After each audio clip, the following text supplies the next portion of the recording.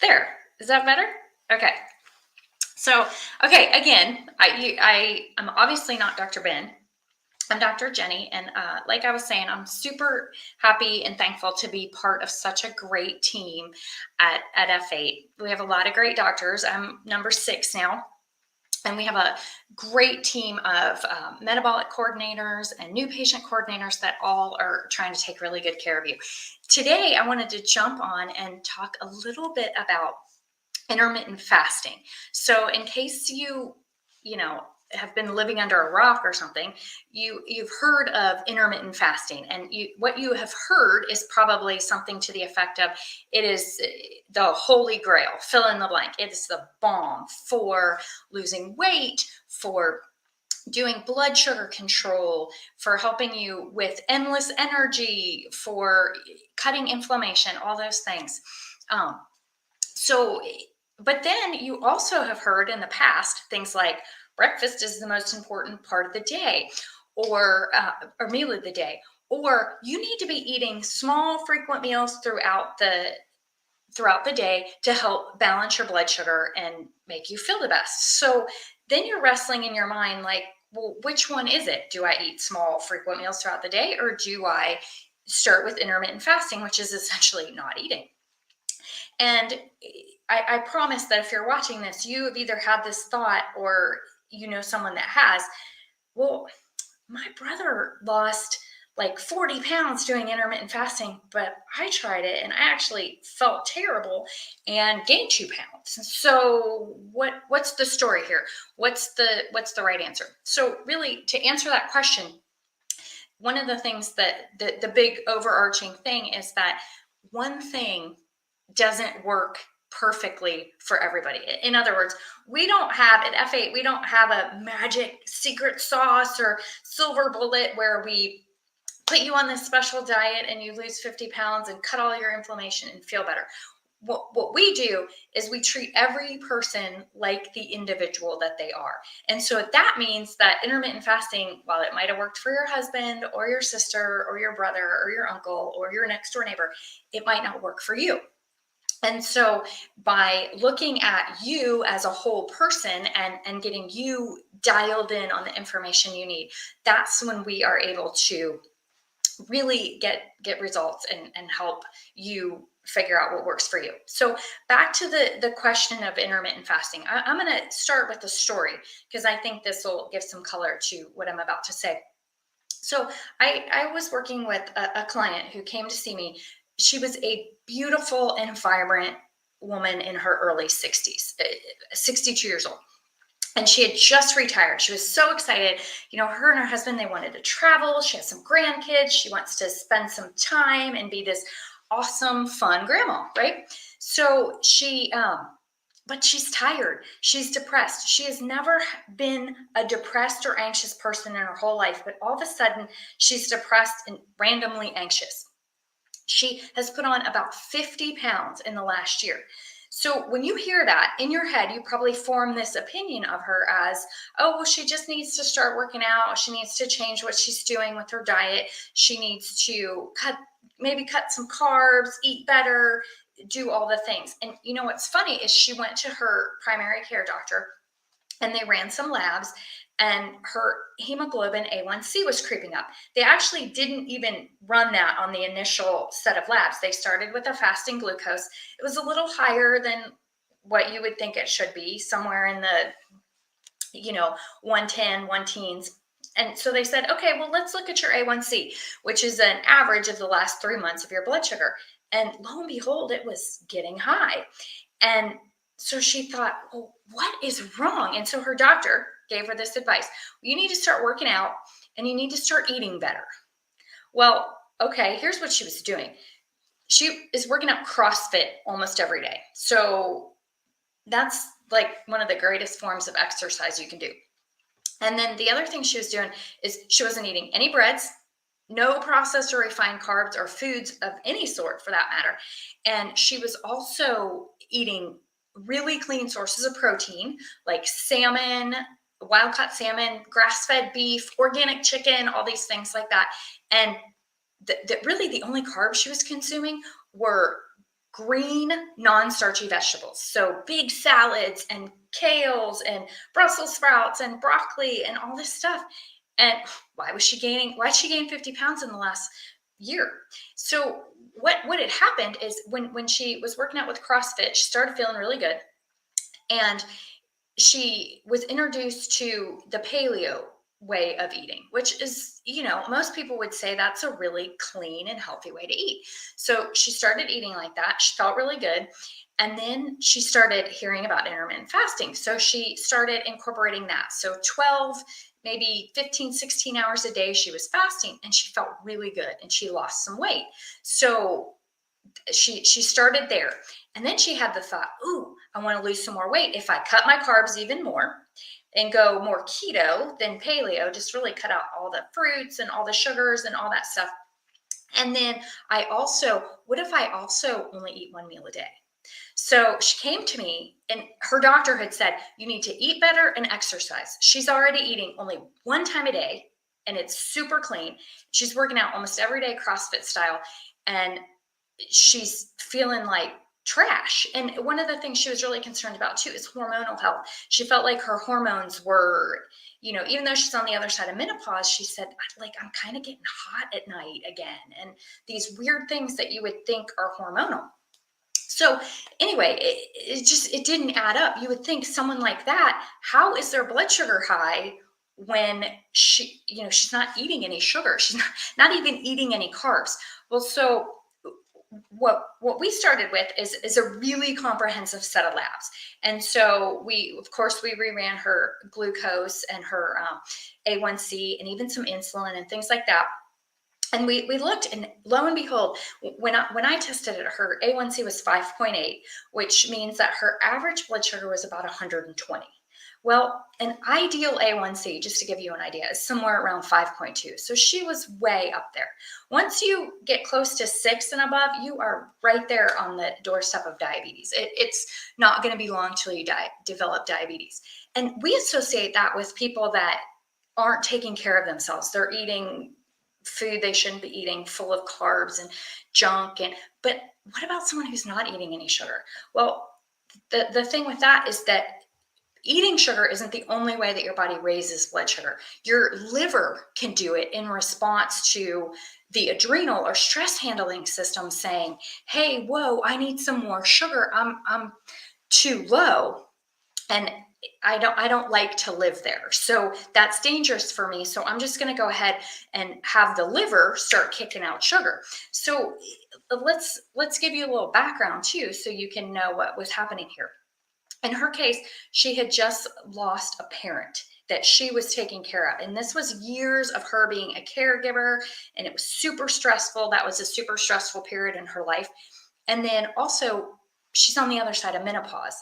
And when a woman goes through menopause, the ovaries stop kicking out the E2 or estradiol form of estrogen, and the adrenal glands start helping with the production of a different form of estrogen, the E3 form of estrogen. So your adrenals get taxed around menopause if you're a woman. So that's why adrenals are a little different. Adrenal issues in men and women are a little different, because even though we think of menopause as an event that happens to a woman, say around 50, it's really a transition that starts around age 35 to maybe 40 on the late side, and continues until a woman completely stops cycling. So that means that whole time, that 35 to 40, 45 into age 50, your adrenal system is picking up a job that it never had to do, is to help out with that production of estrogen. So we have two really major stressful things going on in this woman's life. She just made that transition with, now her adrenal glands are more involved in the production of estrogen. And she had this big stressful life event, the death of a parent that she was taking care of. And, not just the death, but she was the primary caregiver. And that is super stressful. So never underestimate how much stress and life can do for that. So then we start not feeding her. So she probably did okay if she wasn't eating for 12 hours. But what about when she started going to 15 and 16 and 18 hours? And then ultimately 23 hours of the day she spent not eating. Well, that was just way more stress on her adrenal system than she could handle. And what we saw is when we did the labs, the way that we approach labs is we use it to look at the whole person and paint the whole picture of what systems are under stress. And what we could see is that her adrenal system was really stressed out. And then it affects your hormones, because when your adrenal system gets really stressed out, it takes all the resources so that you can make the stress hormone cortisol, and it doesn't leave a lot of raw materials for your body to make the sex hormones the way that you need to make them. So you kind of get this shunting of resources away from sex hormones and towards the production of stress hormones, because that is a life threatening, being under stress like that, invoking that fight or flight mentality in your body. That's a life or death situation. So she was living there and not being able to address the hormones on the female sex hormone side. And so what we saw, one of the first things we did is we got her wearing a continuous glucose monitor. So we could see, we knew what her average blood sugar was, and we knew it was too high. But what we didn't know is how she was swinging. And she was swinging all over the place. Even though she was high too much, she was dipping down pretty low. And that is what was stressing out the adrenal system. And we love to always say at F8 that one of the major stressors to the adrenal or stress handling system is low blood sugar. And what happens is you think low blood sugar is somewhere around 70, or that's normally what a body registers as low blood sugar. But because she was putting so much stress on her body by being hungry all the time, that set point can actually go up. So for her, it's quite possible that even when her blood sugar was in the 90s, that was still stressful for her because of the way that curve had shifted up, and she was spending so much time on that high side. And so her body is doing this thing where it says, I can't go there. I can't be hungry like that all the time. I'm going to just go ahead and have the liver kick out glucose a little bit earlier than what I was doing before, because I know she's going to starve me for 23 hours. And so anyway, that's how you put all this information together and do this. So what did we do in this case, and how does this story end? So the first thing we did is we said we need to try a different approach to the timing of eating and all of that stuff. So she was really hesitant to go from eating only one meal a day to eating, say, 5 meals throughout the day. She's 50 pounds overweight and thinking, I'm already not eating anything. If I start eating all these meals, in her mind, it's just not working. So I said, okay, you don't have to eat more calories yet, but let's just take what you're doing and let's break it out throughout the day. And she started doing that. So first we got her 2 meals a day, and then 3. And the craziest thing happened. She started feeling better. She had more constant energy. The other thing that was happening before this is she was not sleeping through the night. She was waking up and she was kind of anxious and hot. She thought it was a hot flash, but really it was her blood sugar crashing down in the middle of the night. So we stabilized that. We had her eat a little something right before bed. And so during the night, her blood sugar didn't tank, something with some carbs, some fat, and protein to get her through the night in a stable way. So she didn't have that. And lo and behold, those hot flashes went away, because they weren't really hot flashes, they were adrenals. All this to say, we just changed it up a little, and now she's feeling better, and that anxiety is not happening, because that's what happens when you invoke that stress response because of your blood sugar coming down. That's when you start seeing this random anxiety and feeling like, ooh, that's because your body's going into crisis mode, going, I need to get that blood sugar up. So anyway, that's what happened with her. And we didn't really change too much of what she was eating. We just changed the timing, and we she's eating a little more, because the other thing we noticed is when we ran her comprehensive set of labs is that she wasn't getting the nutrients that she needed. Like she she just wasn't eating enough food to fuel the life she was living. So and that slows down your metabolism. Your body says, go into starvation mode. So she's actually eating more frequently throughout the day. She started to lose weight and she feels so much better. And the other thing too is that, um, you know, she wasn't getting any help from her primary care doc, and that just breaks my heart, because I see that all the time, and we see that all the time here at F8. So if that's you and you're sitting here thinking, okay, well, that described me. I've tried a lot of the things that are supposed to work. Maybe I've tried intermittent fasting. Um, and it didn't work for me, and I don't know why. And you want someone to go on that journey with you, reach out to us. We have the links in the comments section to get on a call and ask us, what's involved in getting the help you need. We have doctors that are in the Colorado area. We have doctors in the Nashville, Tennessee area. And then we also have doctors that work remotely. That's my position. I'm remote. So I don't actually have a physical office. I take clients all over the country, and even we could work outside of the country too. We ship you what you need on the lab testing, and we start there. This comprehensive lab panel that looks at all the systems, and not just looking at it in terms of, oh, your blood sugar is a problem, oh, your liver is a problem, oh, your thyroid is a problem. Because in the case of this woman that I've been talking about, she really thought her thyroid was going to be a problem. And it wasn't. Her thyroid looked beautiful. It was very healthy. Praise God, right? Because nobody wants a thyroid that isn't working properly. But she just, what she was doing just wasn't working for her. And so once we put all the pieces on the table and tied it together into what her body was doing, and we made the tweaks and the changes, we started to see the results. Because 62, just retiring, wants to travel, wants to spend time with the grandkids. That's why we do what we do, so people can get their life back and have their health back. So I'm taking some questions today. If you have a few, I'll stick on for just a minute here, and feel free to ask a question. If you have it, I'll do my very best to answer. If you want more information on blood sugar, and what I said to you resonates, and you think, oh, I need more information, Dr. Ben is going to be doing a 5-part masterclass coming up. And I've had the privilege of previewing some of the content, and it's really, really good. It's what we've been talking about, but I just did about this much of it, and he's going to break it down. He has 5 days worth of content on that. And one of the big things is he's going to talk about is things that you're probably doing and eating that you think are healthy, but they're not.